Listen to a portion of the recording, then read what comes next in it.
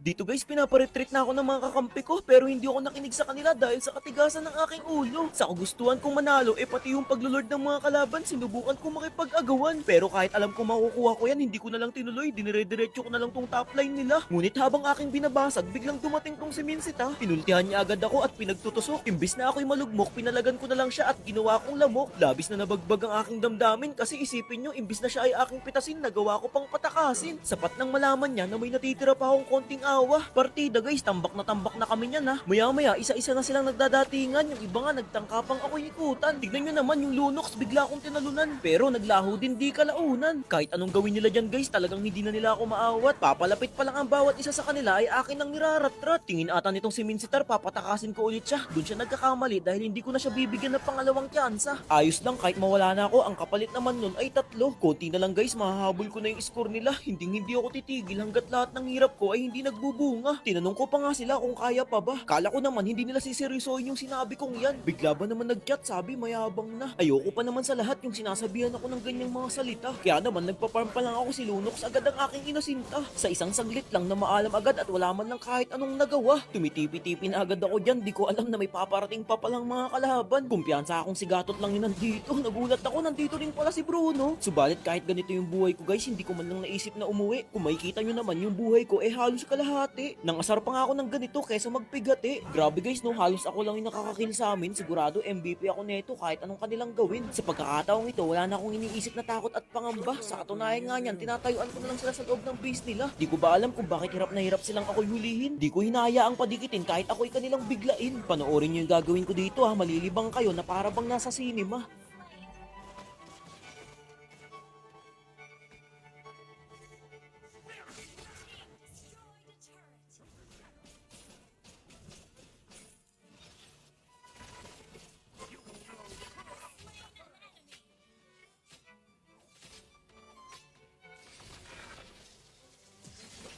Medyo naglag yung signal ko dyan kaya nakachamba yung Bruno. Ngunit humanda sila sa muling pagbabalik ko. Sa loob lamang ng 2 segundo, makikita na nila ang kanilang pagkatalo.